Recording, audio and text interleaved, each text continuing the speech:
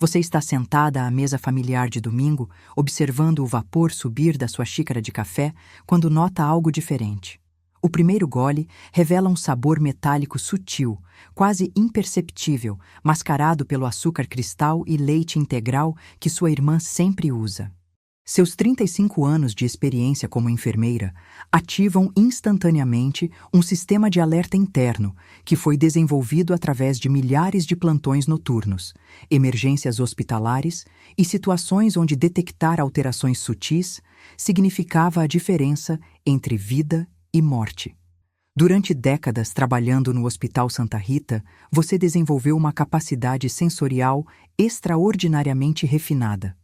O paladar humano funciona através de aproximadamente 10,000 papilas gustativas distribuídas pela língua, cada uma contendo entre 50 e 100 células receptoras especializadas. Quando você ingere qualquer substância, moléculas dissolvidas na saliva se ligam a esses receptores, enviando sinais elétricos através do nervo glossofaríngeo diretamente ao tronco cerebral e depois ao córtex cerebral. Em profissionais de saúde experientes como você, essa rede neural se torna extraordinariamente aguçada, capaz de detectar concentrações mínimas de substâncias estranhas que passariam despercebidas para a maioria das pessoas.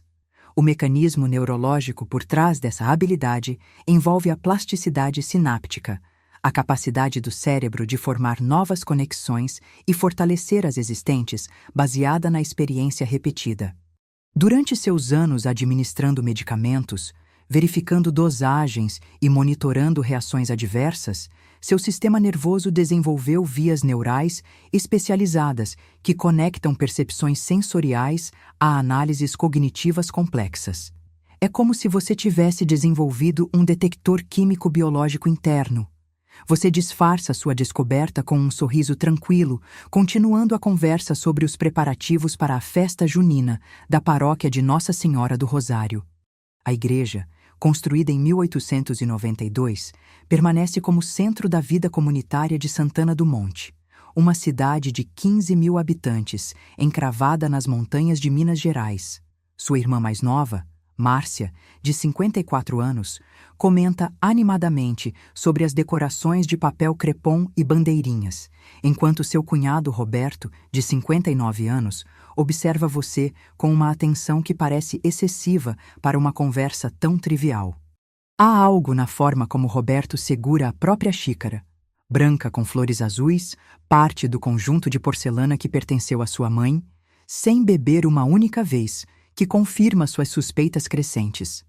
Durante anos de trabalho hospitalar, você aprendeu a ler linguagem corporal como se fosse um livro aberto. A tensão muscular imperceptível nos ombros, o padrão respiratório ligeiramente alterado, o contato visual evitado quando menciona tópicos específicos, a forma como ele posiciona o corpo ligeiramente afastado da mesa.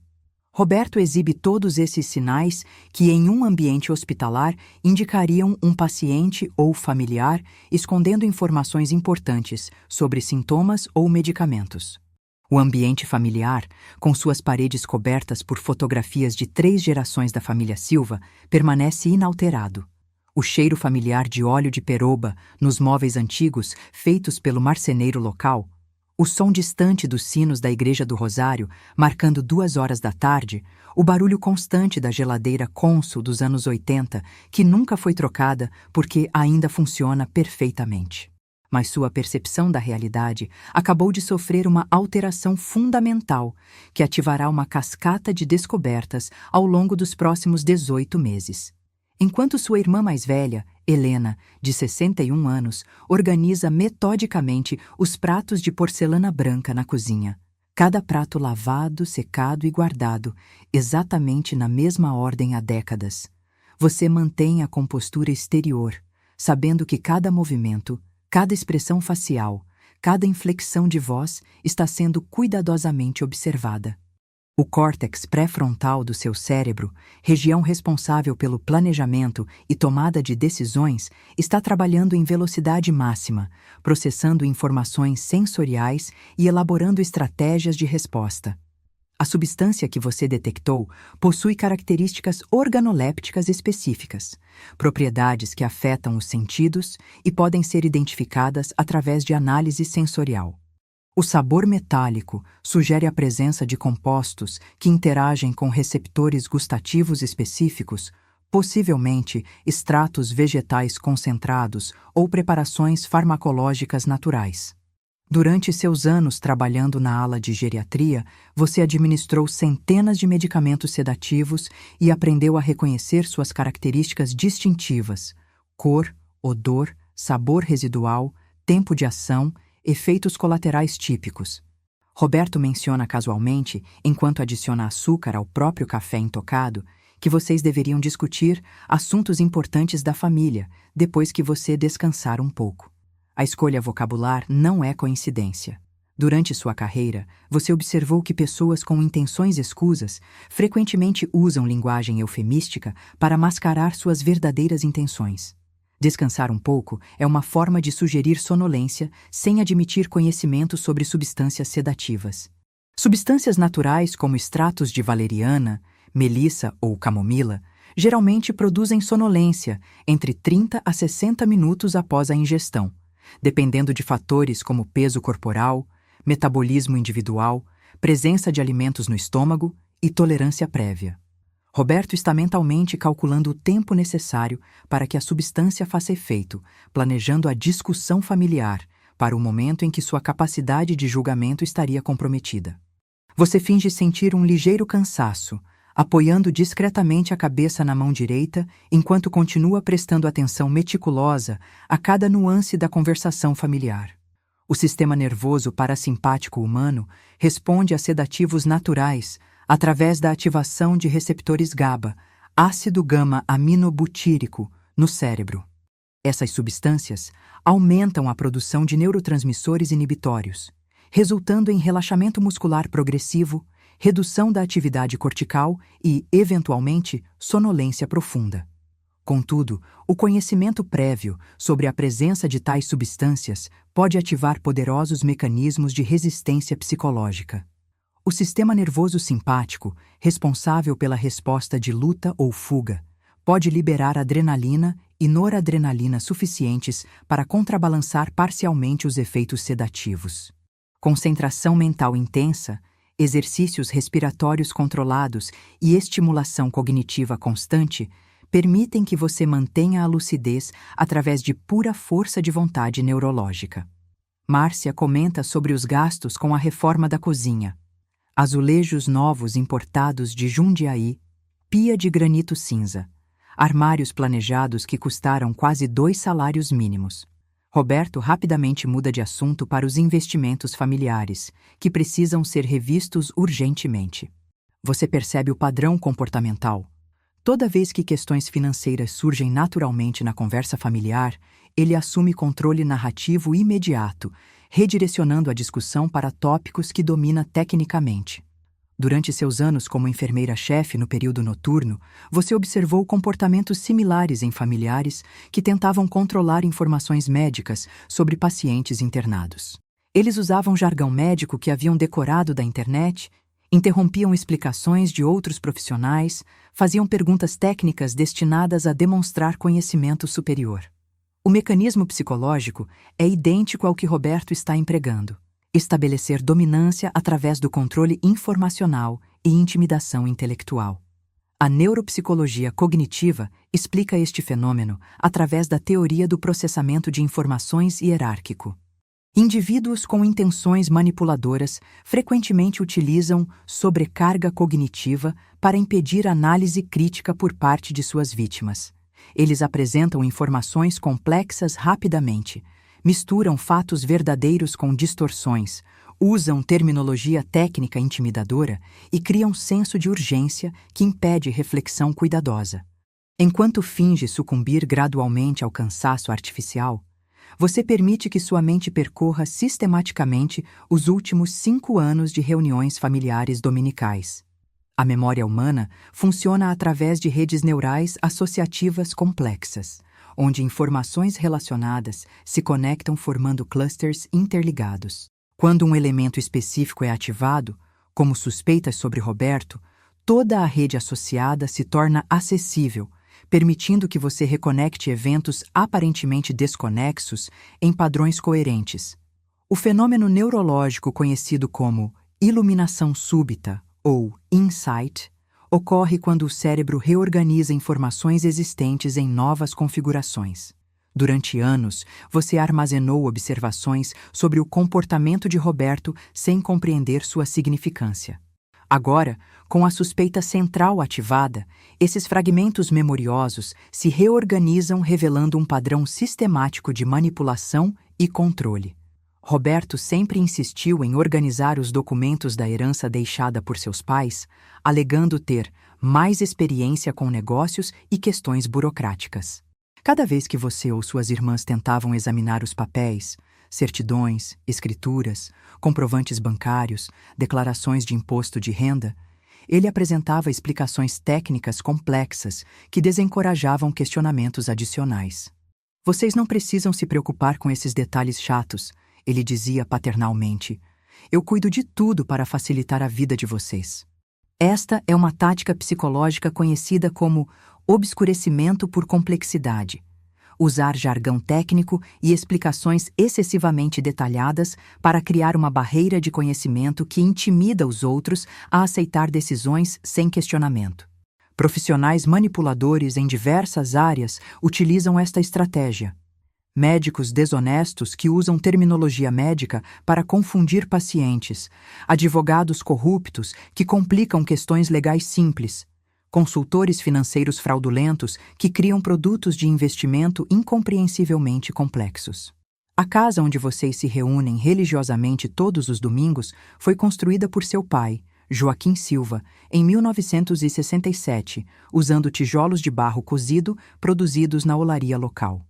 As vigas de aroeira foram cortadas na própria fazenda da família, e o piso de tábuas corridas de peroba rosa foi instalado pelo melhor carpinteiro da região. Cada centímetro desta construção representa não apenas patrimônio arquitetônico, mas décadas de trabalho árduo, economia meticulosa e sacrifícios familiares para criar um legado duradouro. Cada cômodo da casa carrega memórias específicas cristalizadas em detalhes sensoriais. A sala de visitas onde sua mãe, Dona Maria Aparecida, recebia as vizinhas todos os domingos após a missa, servindo café coado na hora em xícaras de porcelana azul e biscoitos de polvilho feitos na quinta-feira anterior. A cozinha com seu fogão, a lenha de ferro fundido ainda funcional, onde panelas de ferro eram temperadas com banha de porco e onde o cheiro de feijão tropeiro e torresmo perfumava a casa inteira durante os preparativos dominicais. O quintal com a mangueira centenária sob cuja sombra vocês 3 irmãs brincavam na infância, construindo casinhas de boneca com pedaços de telha e gravetos, criando histórias elaboradas onde sempre havia uma família feliz morando em harmonia. A horta onde seu pai cultivava couve, alface, tomate e jiló, ensinando vocês sobre paciência, cuidado e o valor de produzir o próprio alimento. O galinheiro onde Dona Clotilde, a galinha favorita de vocês, botava ovos que sempre eram divididos igualmente entre as 3 filhas. Você se lembra vividamente do dia em que seu pai, já debilitado pelo câncer de próstata que eventualmente o levaria, chamou você especificamente para conversar sobre o futuro da família e como manter tudo junto. Ele estava sentado na cadeira de balanço de madeira maciça que ele mesmo havia construído, olhando para o quintal onde brincou com netos e bisnetos. Suas mãos, calejadas por décadas de trabalho na construção civil, tremiam ligeiramente enquanto segurava uma xícara de café. "Filha", ele disse com a voz rouca, mas determinada, "eu me preocupo com o que vai acontecer com vocês 3 depois que eu partir. Tem coisas que eu preciso te contar sobre o Roberto." Mas antes que pudesse continuar, Roberto apareceu na porta da cozinha, alegando precisar discutir assuntos urgentes relacionados ao tratamento médico. A conversa foi interrompida e nunca retomada. Seu pai faleceu 2 semanas depois. Na época, você atribuiu a interrupção ao acaso e aos múltiplos estresses associados ao cuidado de um paciente terminal. Agora percebe que Roberto pode ter estado monitorando conversas familiares, intervindo estrategicamente sempre que detectava discussões que poderiam ameaçar seus planos futuros. Durante seus anos trabalhando em oncologia, você observou que familiares com intenções questionáveis frequentemente tentavam controlar o acesso a pacientes moribundos, limitando conversas que poderiam revelar informações inconvenientes. Na segunda-feira seguinte, aquela descoberta dominical reveladora, você inicia sua investigação pessoal de forma metódica e científica. O primeiro passo é identificar exatamente qual substância foi adicionada à sua bebida. Durante seus 35 anos de enfermagem, você desenvolveu uma rede extensa de contatos profissionais em laboratórios, farmácias, hospitais e clínicas especializadas. Esta rede, construída através de décadas de colaboração profissional e amizades genuínas, agora se torna um recurso invaluável para sua investigação pessoal. Dr. Carlos Mendonça, um farmacêutico bioquímico que trabalhou com você durante os anos em que o Hospital Santa Rita implementou protocolos de segurança medicamentosa, aceita analisar discretamente uma amostra da substância que você conseguiu preservar. Você havia guardado os últimos goles do café em um pequeno frasco de vidro, mantendo-o refrigerado para preservar a integridade química dos compostos. O processo de análise química por espectrometria de massa é uma técnica sofisticada que pode identificar compostos orgânicos com precisão de partes por milhão. A metodologia funciona ionizando moléculas da amostra através de bombardeamento com elétrons de alta energia, depois separando os íons resultantes de acordo com sua razão massa-carga usando campos magnéticos controlados. Cada substância produz um fingerprint molecular único, um padrão característico de picos e vales que permite identificação definitiva mesmo em misturas complexas. Enquanto aguarda os resultados laboratoriais, que demorarão aproximadamente 72 horas para ficarem prontos, você decide visitar o cartório onde os documentos da herança familiar foram originalmente registrados. A cidade de Santana do Monte, com população estável de 15.342 habitantes, segundo o último censo do IBGE, possui apenas um cartório de registro civil e notas, funcionando no mesmo edifício colonial amarelo e branco há exatos 80 anos. Dona Eunice Rodrigues, a escrivã oficial há 23 anos, conhece sua família desde que você era adolescente. Ela lembra de ter registrado seu nascimento, casamento e, posteriormente, o falecimento de seus pais. Quando você menciona querer revisar os documentos originais da herança de Joaquim e Maria Aparecida Silva, ela franze o sobrolho de forma quase imperceptível, uma microexpressão que você aprendeu a interpretar durante anos, observando pacientes que escondiam sintomas importantes. Os documentos originais foram todos transferidos para um cartório especializado em São Paulo, no ano passado. Dona Eunice informa, consultando meticulosamente seus registros arquivados em fichários de madeira organizados por data e tipo de documento. Seu cunhado, Roberto, apresentou uma autorização assinada por vocês 3 irmãs, dizendo que vocês iriam precisar de cópias autenticadas para questões fiscais complexas relacionadas ao imposto de renda e possível auditoria da Receita Federal. Túria. Você nunca foi informada sobre essa transferência de documentos. Na legislação brasileira, especificamente no Código Civil de 2002 e suas alterações posteriores, documentos de herança devem permanecer arquivados no cartório de origem por no mínimo 5 anos após a conclusão formal do inventário, a menos que todas as partes interessadas concordem expressamente e por escrito com a transferência.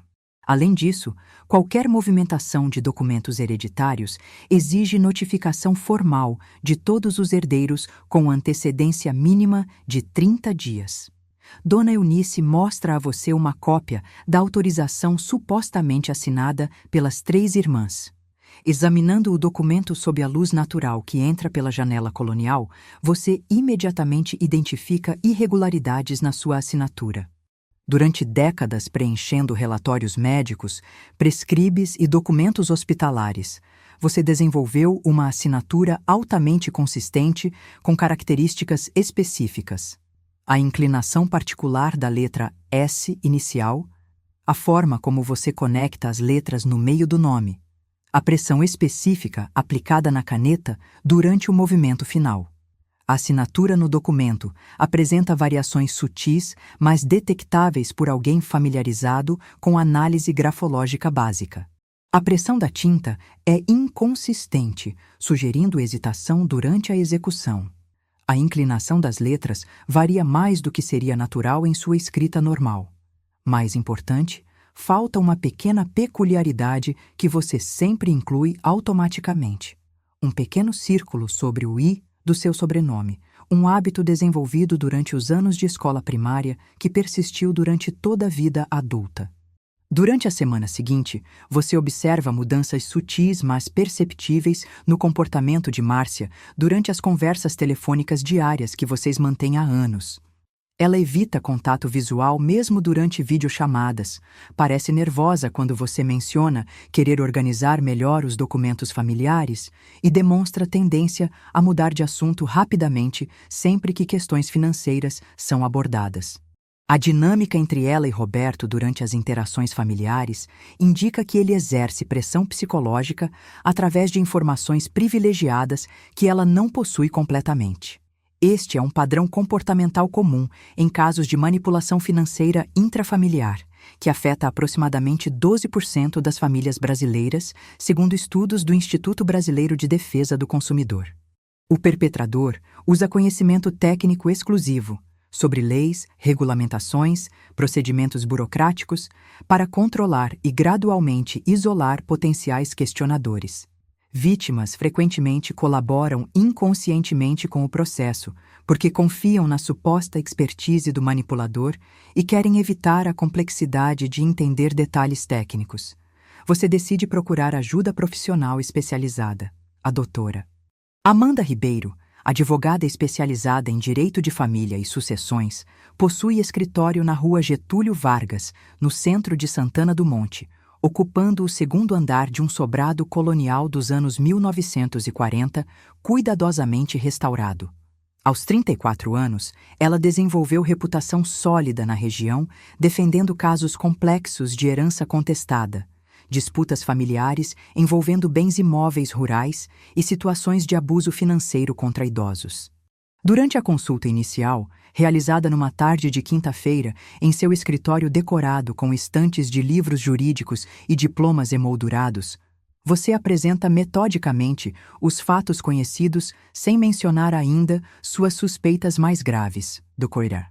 Amanda demonstra experiência reconhecendo padrões comportamentais através de perguntas específicas sobre cronologia dos eventos, quem teve acesso aos documentos, como decisões financeiras foram comunicadas à família e se houve mudanças no padrão de comportamento de Roberto nos meses anteriores e posteriores ao falecimento dos seus pais. Casos como este são mais comuns do que a maioria das pessoas imagina, explica a doutora Amanda, examinando cuidadosamente as poucas cópias de documentos que você conseguiu reunir.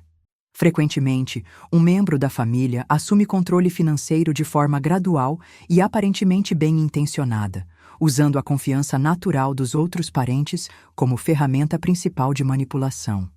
O processo pode durar anos antes de ser descoberto. Ela sugere implementar uma investigação formal e abrangente da situação patrimonial, incluindo a auditoria forense de todas as transações bancárias realizadas nos últimos 5 anos, análise grafotécnica das assinaturas questionáveis e levantamento completo dos bens que originalmente faziam parte da herança. O processo será complexo e potentialmente custoso, mas necessário para estabelecer a verdade legal dos fatos. 2 semanas após iniciar a investigação formal com a doutora Amanda, você recebe uma visita completamente inesperada que mudará o curso da sua busca pela verdade. Paulo Roberto da Silva, filho mais velho de Roberto e Márcia, de 20 anos, aparece em sua casa numa tarde nublada de quinta-feira, demonstrando sinais evidentes de conflito emocional interno. Paulo, estudante de Ciências Contábeis na Universidade Federal de Viçosa, desenvolveu interesse crescente em finanças familiares ao observar discrepâncias inexplicáveis entre o estilo de vida aparente dos pais e suas supostas fontes de renda conhecidas. Durante o período da pandemia, quando passou mais tempo em casa estudando online, ele teve oportunidade de observar comportamentos paternos que anteriormente passavam despercebidos devido à sua rotina de estudos presenciais. Tia, preciso conversar com a senhora sobre uma coisa muito importante que está me perturbando há meses, ele diz, demonstrando nervosismo através de múltiplos sinais de linguagem corporal que você reconhece imediatamente. Mãos inquietas, manipulando as chaves do carro, evitação sistemática de contato visual direto, respiração ligeiramente acelerada, postura corporal tensionada, indicando conflito entre desejo de falar e medo das consequências. Durante anos cuidando de pacientes jovens em situações familiares complicadas, você aprendeu a interpretar esses sinais como indicadores de conflito interno significativo. Adolescentes e jovens adultos frequentemente experimentam dilemas morais intensos quando descobrem comportamentos questionáveis de figuras de autoridade familiar. O sistema nervoso demonstra essa tensão através de manifestações físicas involuntárias que são detectáveis por observadores treinados. Paulo revela que encontrou documentos no escritório doméstico do pai, um pequeno cômodo nos fundos da casa onde Roberto mantém arquivos, computador e materiais relacionados aos seus negócios, indicando movimentações financeiras que ele não consegue compreender completamente. Tem transferências mensais grandes para contas bancárias que eu nunca ouvi falar, e o nome da senhora aparece em vários contratos que eu tenho certeza que nunca vi vocês assinarem. Ele mostra a você fotografias discretamente tiradas com o celular dos documentos mais suspeitos. As imagens, embora de qualidade limitada devido às condições de iluminação e necessidade de descrição, revelam informações extremamente perturbadoras. Transferências mensais de valores substanciais, entre $2.500 e $8.000 por mês, para contas correntes em bancos diferentes, todas supostamente autorizadas através de procurações assinadas por você e suas irmãs. A neuropsicologia do desenvolvimento indica que jovens adultos, entre 18 e 22 anos, possuem capacidade cognitiva plenamente desenvolvida para análise lógica complexa, mas ainda mantêm forte senso de justiça moral, característico da transição entre adolescência e idade adulta. Paulo está experimentando o que psicólogos denominam dissonância cognitiva, conflito mental intenso entre lealdade familiar incondicional e conhecimento crescente de ações moralmente questionáveis. Seu cérebro, especificamente o córtex pré-frontal responsável pelo julgamento moral e tomada de decisões éticas, busca a resolução deste conflito através da revelação da verdade, mesmo que isso implique questionar a autoridade paterna e potencialmente prejudicar a estabilidade familiar. Este é um processo psicológico normal e saudável, indicando desenvolvimento moral adequado e capacidade de priorizar princípios éticos sobre conveniência pessoal. Durante os próximos dias, Paulo fornece informações adicionais que ele vem coletando secretamente há meses. Roberto mantém uma planilha digital detalhada de todas as movimentações financeiras relacionadas à herança familiar, incluindo valores exatos transferidos, datas específicas, instituições bancárias envolvidas e justificativas escritas para cada transação. A existência desta planilha sugere planejamento sistemático e consciência clara da natureza questionável das atividades. Mais perturbador ainda, Paulo descobriu comunicações por e-mail entre Roberto e funcionários bancários, discutindo estratégias para simplificar processos burocráticos relacionados a procurações e transferências de valores.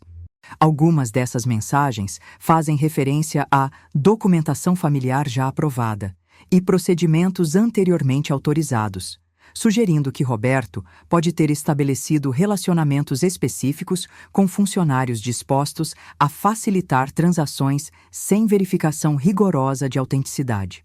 Com a ajuda crucial de Paulo e as evidências fotográficas que ele corajosamente forneceu, você consegue acesso a informações detalhadas sobre o escopo real das atividades financeiras questionáveis de Roberto. A doutora Amanda encaminha toda a documentação coletada para um especialista em auditoria forense contábil. Dr. Marcelo Santos, que possui experiência específica em casos de fraude familiar e manipulação de heranças. A análise forense contábil é uma disciplina especializada que combina conhecimento contábil, investigação criminal e análise de comportamento financeiro para identificar irregularidades em documentos e transações. Dr. Marcelo utiliza software especializado capaz de analisar padrões de movimentação bancária, identificar anomalias estatísticas em frequência e valores de transferências, e mapear relacionamentos entre diferentes contas e instituições financeiras. Os resultados preliminares da auditoria revelam o escopo verdadeiramente alarmante da manipulação sistemática. Durante um período de 4 anos e 3 meses, iniciado apenas 6 meses após o falecimento do seu pai, Roberto desviou aproximadamente 342.800 dólares da herança que deveria ter sido dividida igualmente entre as 3 irmãs. O valor representa quase 80% do patrimônio líquido original deixado pelos seus pais. O método utilizado foi sofisticadamente planejado para evitar detecção. Pequenas transferências mensais que individualmente pareciam insignificantes ou justificáveis, mas coletivamente representavam a transferência sistemática da maior parte do patrimônio familiar. Cada transação foi acompanhada de documentação aparentemente legítima, recibos de pagamento de impostos inexistentes, comprovantes de investimentos fictícios, faturas de serviços nunca prestados. Paulo explica que seu pai sempre justificou esses movimentos como investimentos estratégicos em nome da família, ou pagamentos necessários de impostos e taxas burocráticas para manter tudo regularizado.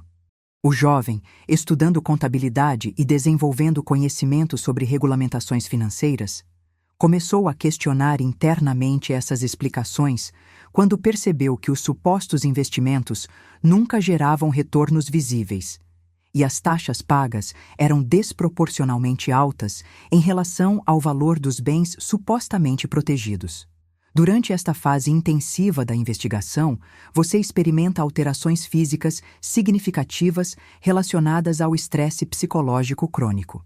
O sistema endócrino humano responde a situações de ameaça percebida através da liberação constante de cortisol, o hormônio do estresse, produzido pelas glândulas adrenais. Níveis elevados de cortisol por períodos prolongados afetam múltiplos sistemas corporais de forma mensurável e clinicamente significativa. Você perde 400 gramas por semana durante 3 semanas consecutivas, resultado da supressão do apetite causada pela ativação crônica do sistema nervoso simpático. O cortisol interfere com a produção de grelina, hormônio responsável pela sensação de fome, enquanto aumenta a produção de leptina, que sinaliza saciedade. Simultaneamente, você desenvolve padrões de sono fragmentado, acordando múltiplas vezes durante a noite com pensamentos obsessivos sobre a situação familiar. Dores de cabeça tensionais se tornam recorrentes, resultado da contração involuntária dos músculos do pescoço, ombros e couro cabeludo. Durante seu trabalho como enfermeira, você frequentemente observou esses sintomas em familiares de pacientes enfrentando diagnósticos graves ou decisões médicas complexas. Agora você experimenta pessoalmente como o estresse emocional se manifesta através de sintomas físicos mensuráveis e potencialmente debilitantes. Essas manifestações somáticas representam a resposta evolutiva normal do organismo a ameaças percebidas. Durante milhares de anos, o sistema nervoso humano desenvolveu mecanismos de alerta que preparam o corpo para enfrentar perigos físicos imediatos. Em situações modernas, envolvendo ameaças psicológicas ou financeiras, esses mesmos sistemas são ativados, mas sem possibilidade de resolução através de ação física direta, resultando em estresse crônico com consequências para a saúde. A ironia não passa despercebida. Após décadas cuidando de pacientes estressados, você agora precisa aplicar conhecimento médico para monitorar e gerenciar sua própria resposta fisiológica ao trauma emocional. A dinâmica dos almoços dominicais sofre uma metamorfose dramática e irreversível. Você continua comparecendo religiosamente às reuniões familiares, mantendo a fachada de normalidade enquanto conduz sua investigação silenciosa. Mas cada interação se torna carregada de subtextos, significados ocultos e tensões não verbalizadas.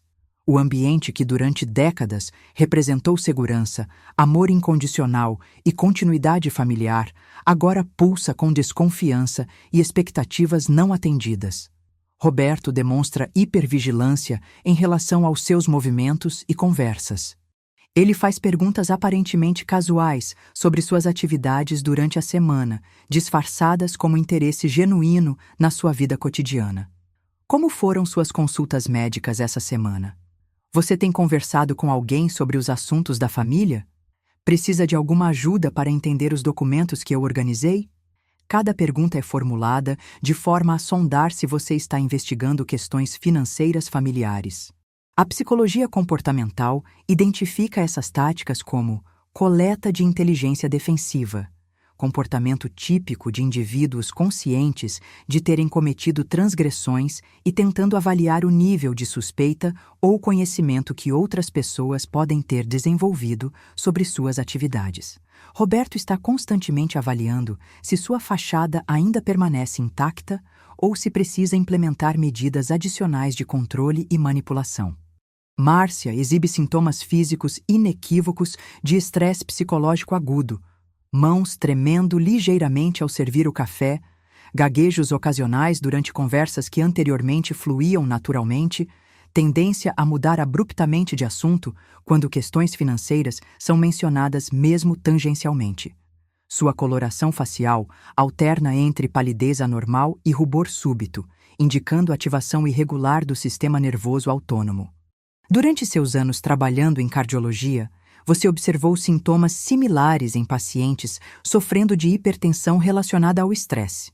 Márcia está vivenciando conflito interno intenso entre conhecimento parcial das atividades questionáveis do marido, medo das consequências de uma confrontação direta e lealdade conjugal desenvolvida durante 27 anos de casamento. Helena, sua irmã mais velha e tradicionalmente a mediadora natural de conflitos familiares, nota a tensão crescente, mas interpreta erroneamente sua origem e natureza. Ela atribui as mudanças comportamentais observadas ao estresse natural do luto prolongado que ainda não foi adequadamente processado, e sugere que todos vocês precisam superar definitivamente o passado e focar construtivamente no futuro da família. A casa familiar, anteriormente um santuário emocional inviolável e refúgio contra as pressões do mundo exterior, transforma-se gradualmente em território psicologicamente hostil. Cada cômodo que antes evocava memórias exclusivamente positivas, agora carrega a dualidade perturbadora entre amor genuíno compartilhado durante décadas e a descoberta progressiva de traição sistemática por parte de alguém que foi aceito como membro integral da família. O sistema límbico do cérebro humano, responsável pelo processamento emocional e formação de memórias associadas a lugares específicos, experimenta conflito neurológico quando locais associados à segurança são simultaneamente conectados a ameaças. Isso resulta em resposta fisiológica de alerta sempre que você entra na casa, aumento da frequência cardíaca, liberação de adrenalina, hiperatenção a detalhes ambientais, respiração ligeiramente acelerada. Você implementa uma estratégia de observação sistemática baseada em técnicas de monitoramento comportamental que desenvolveu durante décadas de trabalho hospitalar. Durante cada visita familiar, você mentalmente cataloga detalhes aparentemente insignificantes. Quem chega primeiro e como se comporta antes dos outros chegarem, padrões específicos de conversa e como eles mudam quando diferentes pessoas estão presentes, reações microfaciais a tópicos específicos, linguagem corporal durante discussões sobre finanças familiares. Esta abordagem metodológica, refinada através de milhares de horas observando pacientes em ambientes clínicos, permite identificar padrões sutis de comportamento que confirmam suas suspeitas crescentes sobre a extensão e duração das atividades fraudulentas. Roberto demonstra comportamentos consistentes com indivíduos mantendo segredos significativos, verificação constante de reações das outras pessoas, controle cuidadoso da própria linguagem corporal, redirecionamento preemptivo de conversas que se aproximam de tópicos sensíveis. Durante uma tarde particularmente tensa, enquanto a família discute no quintal os preparativos anuais para a tradicional festa de São João da paróquia, evento que mobiliza toda a comunidade há mais de 50 anos, você nota Roberto observando você com intensidade, que vai além da curiosidade normal. Seus olhos seguem cada movimento que você faz, cada pessoa com quem você conversa, cada momento em que você se afasta do grupo principal. Aproveitando um momento em que toda a família está ocupada no quintal organizando decorações para a festa junina, você se dirige ao sótão da casa sob o pretexto de procurar bandeirinhas de papel e outros adornos tradicionais armazenados desde o ano anterior. O espaço, não visitado há aproximadamente 8 meses, mantém o cheiro característico e reconfortante de madeira antiga, naftalina usada para proteger tecidos contra traças, e uma mistura sutil de poeira e memórias preservadas. Entre caixas de papelão cuidadosamente etiquetadas, contendo objetos familiares acumulados ao longo de décadas, fotografias antigas organizadas por período, roupas de bebê das 3 irmãs, brinquedos de diferentes gerações, livros escolares com anotações nas margens, você encontra uma pequena caixa metálica de biscoitos que pertenceu à sua mãe, escondida estrategicamente atrás de uma pilha de cobertores de inverno. O conteúdo da caixa revela o planejamento meticuloso e previdência extraordinária de uma mulher que pressentiu problemas futuros e tomou medidas para proteger sua família. Cópias de todos os documentos originais da herança, organizados cronologicamente com precisão obsessiva e acompanhados de anotações manuscritas em letra pequena, mas legível, detalhando preocupações específicas sobre o comportamento e intenções de Roberto. Uma carta selada, datada de 6 meses antes do falecimento de Dona Maria Aparecida, está endereçada especificamente a você. A caligrafia, embora afetada pela progressão da artrite que acometeu suas mãos nos últimos anos de vida, mantém a elegância característica aprendida durante a educação rural dos anos 1950, quando escrever bem era considerado sinal de refinamento e educação. Querida filha, a carta começa com formalidade afetuosa, típica de sua geração. Se você está lendo estas palavras, significa que minhas preocupações sobre o futuro da nossa família, infelizmente, se confirmaram. Roberto não é a pessoa que ele pretende ser diante de todos nós. Durante os últimos meses, ele tem feito perguntas detalhadas sobre nossa situação financeira que me deixaram profundamente desconfortável e suspeiciosa de suas verdadeiras intenções. A carta continua revelando observações detalhadas que sua mãe fez sobre Roberto durante os 2 anos finais de sua vida, quando ela estava acamada, mas mentalmente lúcida e capaz de observar comportamentos familiares com a perspectiva única de alguém que não está mais diretamente envolvida nas atividades cotidianas. Ela notou discrepâncias sutis em conversas sobre documentos familiares, interesse excessivo em questões financeiras que não eram de sua responsabilidade e tendências a interromper ou redirecionar discussões sempre que assuntos patrimoniais eram abordados. Ele tentou me convencer a assinar papéis que dizia serem apenas atualizações burocráticas, mas quando pedi para Helena ou você examinarem os documentos antes, ele sempre encontrava desculpas para adiar ou evitar essa verificação. Uma pessoa honesta não teria objeções a que outros membros da família revisassem documentos supostamente benéficos para todos. Dona Maria Aparecida também documentou tentativas de Roberto de obter informações sobre contas bancárias, números de documentos pessoais e detalhes sobre bens imóveis que não eram de conhecimento público. Ele fazia essas perguntas de forma casual durante conversas sobre outros assuntos. Mas eu percebi o padrão. Era sempre quando vocês 3 não estavam presentes, como se ele não quisesse que suas filhas ouvissem esses questionamentos. A descoberta desta correspondência produz uma mistura emocional complexa de validação intelectual e dor psicológica profunda. Sua mãe, nos últimos meses de vida, carregou sozinha o peso de suspeitas graves sobre um membro da família, sem poder compartilhar suas preocupações por medo de causar divisões familiares ou ser considerada paranoica devido à idade avançada e condição médica debilitante. O cérebro humano processa luto através de ondas neurais específicas que combinam ativação do córtex pré-frontal dorsolateral, responsável pela análise racional de informações, com estimulação intensa do sistema límbico, que governa respostas emocionais. Você experimenta ambas as dimensões simultaneamente. Gratidão imensa pela previsão e proteção maternal, combinada com pesar profundo pela solidão que sua mãe deve ter sentido durante seus meses finais. A carta termina com instruções específicas. Guarde estas cópias em local seguro que apenas você conhece. Você vai precisar delas para proteger sua herança e a de suas irmãs. Confie nos seus instintos profissionais. A mesma intuição que você usa para cuidar de pacientes vai ajudar você a reconhecer quando alguém não está sendo honesto sobre questões importantes. Com as evidências documentais descobertas no sótão, incluindo a carta profética de sua mãe e cópias de todos os documentos originais da herança, a doutora Amanda pode finalmente iniciar ações legais, concretas e abrangentes.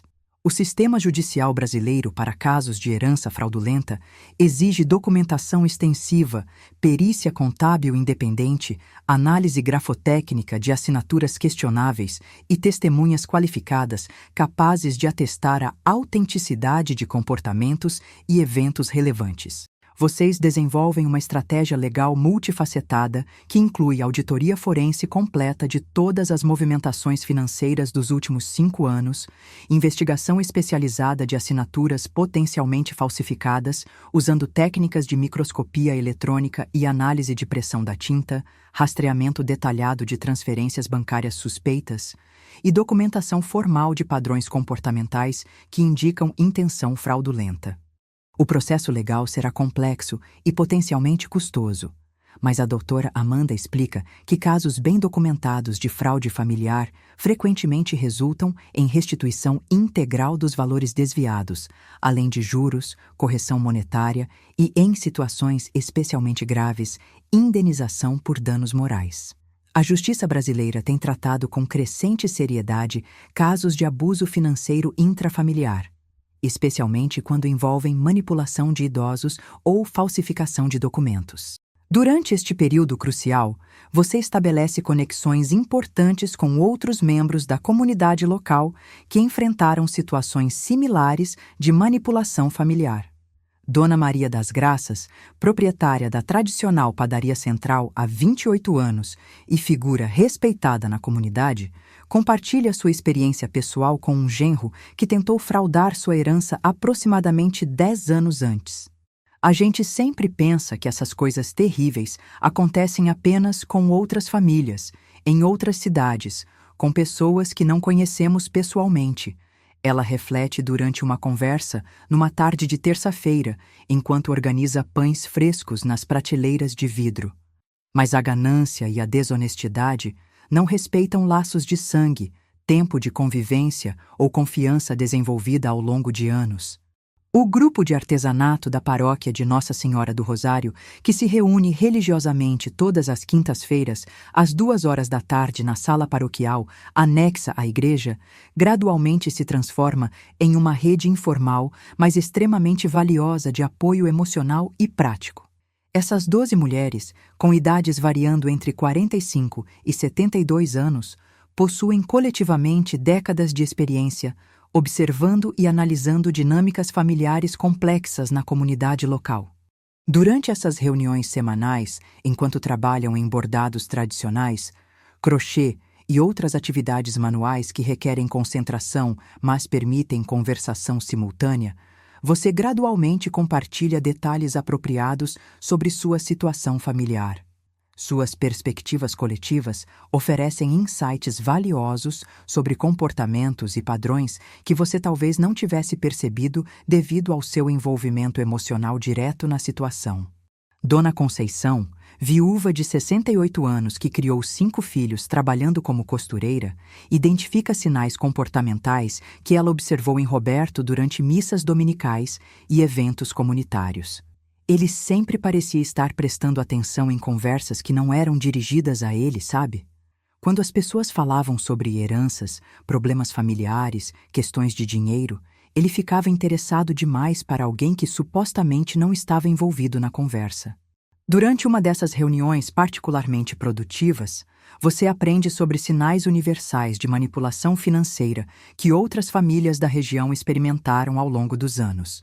Padrões comportamentais emergem com consistência perturbadora, controle gradual e aparentemente bem-intencionado de documentos importantes, isolamento sistemático de membros da família que fazem questionamentos, uso de linguagem técnica complexa para desencorajar investigação detalhada e criação de senso artificial de urgência para decisões financeiras importantes.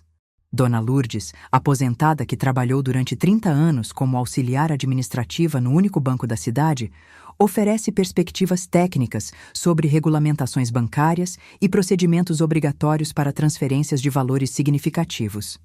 Movimentações como as que você está descrevendo deveriam ter exigido documentação muito mais rigorosa e verificação presencial de todos os envolvidos. Se isso não aconteceu, pode ter havido irregularidades nos procedimentos bancários também. 8 meses após descobrir a substância sedativa em sua bebida, você toma a decisão estratégica de confrontar Roberto diretamente durante um almoço de domingo, quando toda a família estará presente como testemunhas. A escolha do timing é cuidadosamente calculada. Após a conclusão da perícia grafotécnica que confirmou falsificação de assinaturas, mas antes que Roberto possa suspeitar da extensão completa da investigação que você conduziu. Esta abordagem pública serve múltiplos propósitos psicológicos e legais.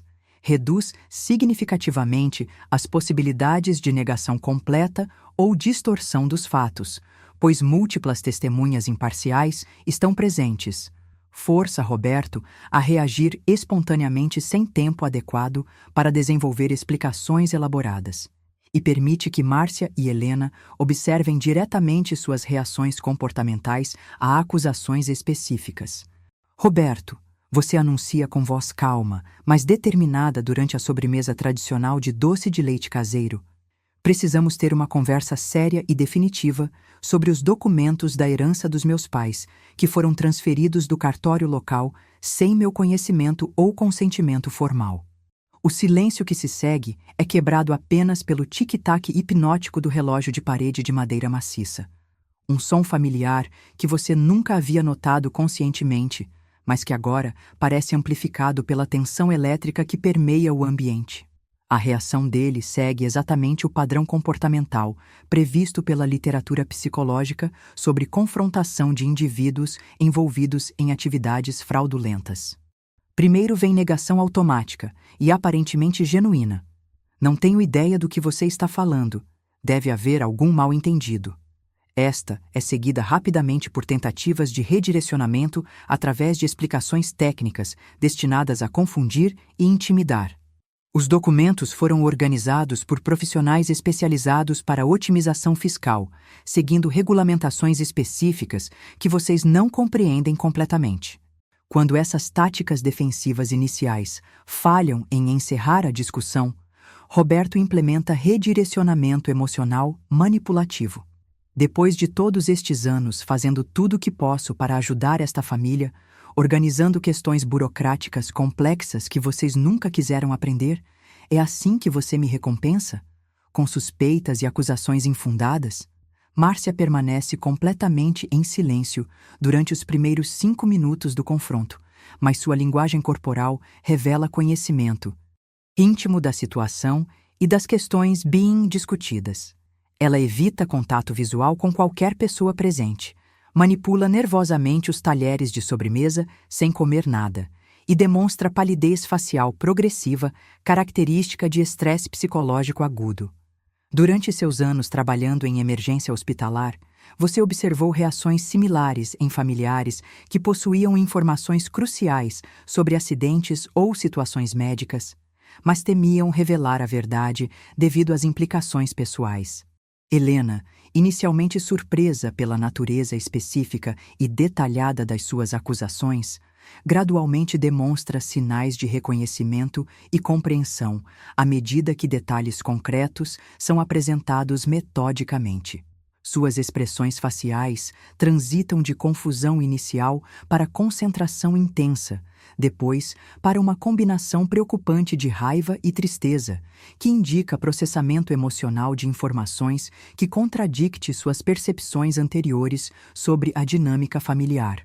Paulo, que você havia previamente informado sobre seus planos para o confronto público, observa as reações do pai com interesse científico quase clínico. Seus estudos de contabilidade incluíram cursos sobre detecção de fraude e comportamento ético em negócios, proporcionando-lhe conhecimento técnico para interpretar as respostas evasivas e tentativas de deflexão que Roberto está empregando. Durante os 15 minutos seguintes, você apresenta sistematicamente evidências específicas, discrepâncias entre documentos originais encontrados no sótão e versões que Roberto havia mostrado anteriormente, resultados da análise grafotécnica, confirmando falsificação de assinaturas, e registros bancários, demonstrando transferências não autorizadas para contas desconhecidas. Cada peça de evidência é apresentada calmamente, permitindo que as implicações sejam absorvidas completamente antes de prosseguir para a próxima revelação. A transformação na atmosfera familiar é dramática e irreversível. O que começou como um almoço dominical tradicional, com os aromas familiares de frango ensopado e farofa de mandioca, conversas casuais sobre eventos da comunidade e a sensação reconfortante de continuidade geracional, agora pulsa com tensões que redefiniram permanentemente os relacionamentos familiares. Durante as 2 semanas seguintes ao confronto público, a dinâmica familiar se deteriora com velocidade surpreendente. Roberto implementa uma campanha sistemática para mobilizar Helena contra você, utilizando técnicas sofisticadas de manipulação psicológica que demonstram experiência considerável em controle comportamental. Ele alega que você está destruindo deliberadamente a harmonia familiar por questões financeiras mesquinhas e permitindo que advogados caros se aproveitem da situação para enriquecer às custas da família. Suas táticas incluem gaslighting, fazer Helena questionar suas próprias percepções e memórias sobre eventos passados, através de reinterpretações convincentes de situações que ela presenciou. Você se lembra quando discutimos aqueles documentos no ano passado? Helena estava presente e pode confirmar que tudo foi explicado claramente para vocês. Ele conta com o fato de que memórias de conversas específicas frequentemente se tornam imprecisas com o tempo, especialmente quando múltiplas discussões similares ocorreram. Contudo, Paulo decide revelação pública completa de tudo que descobriu sobre as atividades paternas durante meses de observação silenciosa. Durante um almoço de domingo particularmente tenso, ele apresenta evidências fotográficas organizadas cronologicamente dos documentos encontrados no escritório doméstico, explicando cada transação suspeita com precisão técnica desenvolvida através de seus estudos universitários de contabilidade e auditoria. A presença de um membro da própria família nuclear de Roberto, especificamente seu filho mais velho, que possui conhecimento técnico relevante e credibilidade moral inquestionável, confirmando detalhadamente as evidências de fraude, torna completamente impossível continuar negando os fatos ou desviando responsabilidade através de argumentos emocionais. Márcia finalmente quebra seu silêncio durante essa revelação devastadora. Entre lágrimas que representam anos de tensão emocional acumulada, ela admite conhecimento das atividades questionáveis do marido e revela aspectos adicionais da manipulação que você não havia descoberto independentemente. Roberto vinha usando chantagem emocional há aproximadamente 3 anos, ameaçando abandoná-la sem recursos financeiros para sobreviver, se ela questionasse suas decisões financeiras ou tentasse contatar advogados independentemente. O padrão psicológico de abuso financeiro que Márcia descreve é clinicamente reconhecível e bem documentado na literatura de psicologia familiar. Roberto implementou gradualmente todas as táticas clássicas de controle econômico. Isolamento financeiro da vítima através da concentração de todas as informações e recursos em sua pessoa, uso de informações privilegiadas como ferramenta de intimidação, criação de dependência psicológica através de ameaças de abandono e manipulação de dinâmicas familiares para impedir que a vítima busque ajuda externa. Márcia revela que Roberto mantinha informações detalhadas sobre as finanças pessoais dela, conta corrente, investimentos modestos, aposentadoria futura, e usava esses dados para demonstrar como ela seria financeiramente inviável, sem seu suporte e conhecimento técnico. Ele me convenceu de que eu era incompetente demais para entender questões financeiras e que dependia completamente dele para sobreviver economicamente. Durante este processo de revelações familiares, emerge também a descoberta perturbadora de que Roberto utilizou a propriedade onde você mora, a casa que você comprou com as economias de uma vida inteira de trabalho como enfermeira, como garantia colateral para empréstimos bancários destinados a financiar especulações comerciais fracassadas. Ele falsificou sua assinatura em documentos bancários complexos, colocando seu lar e segurança habitacional em risco para sustentar atividades financeiras que você desconhecia completamente. Esta revelação específica transforma questões relacionadas à herança familiar em ameaça imediata e concreta à sua segurança pessoal. Você pode potencialmente perder sua residência devido a dívidas contraídas fraudulentamente em seu nome, sem seu conhecimento ou consentimento. A magnitude desta violação vai além de questões financeiras abstratas. Roberto comprometeu sua segurança habitacional básica, a fundação física da sua independência como viúva. A descoberta gera uma resposta fisiológica intensa: aumento súbito da pressão arterial, palpitações cardíacas, respiração superficial e sensação de desorientação espacial.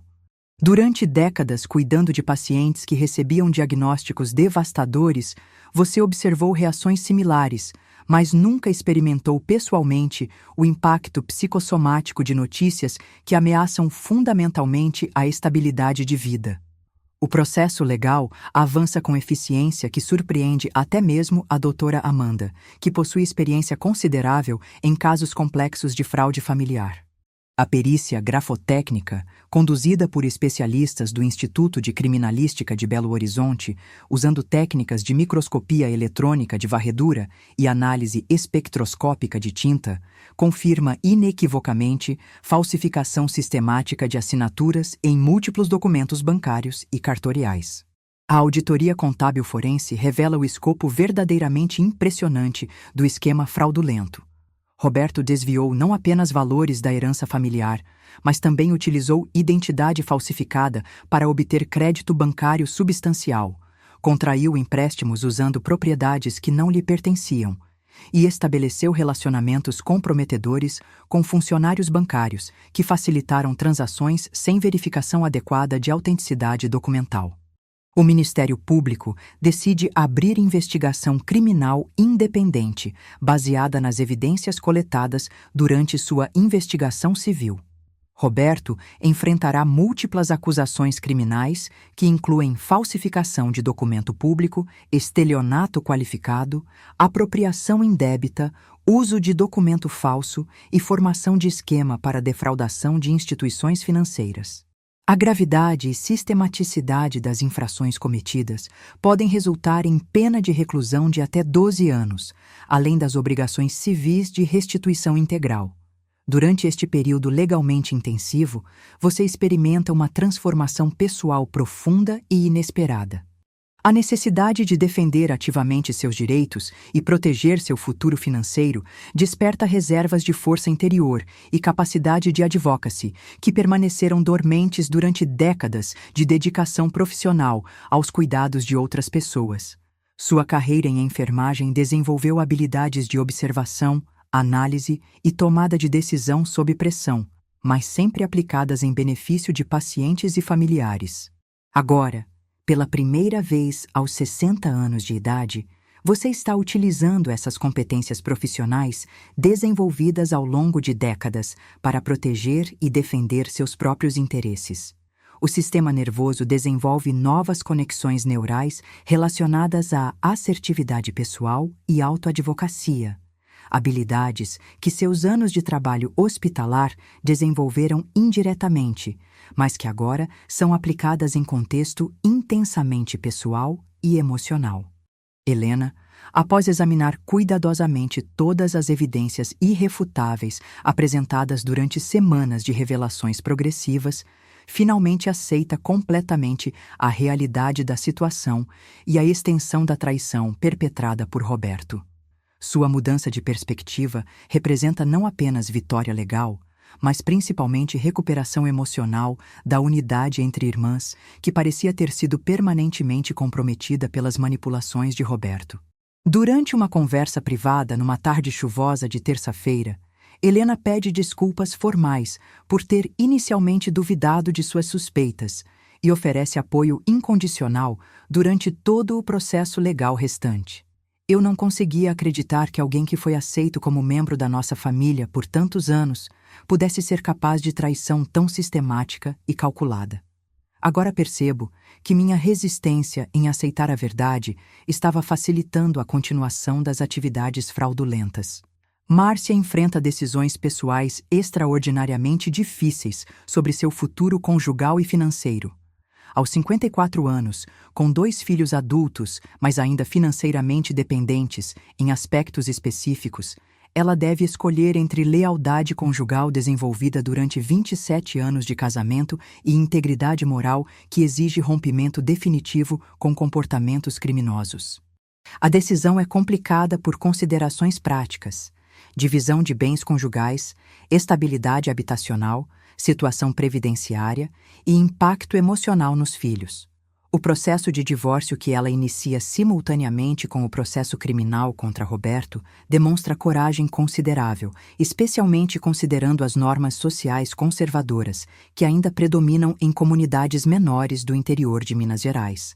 Tradicionalmente, mulheres de sua geração e contexto social enfrentam pressão significativa para preservar a família, independentemente de circunstâncias.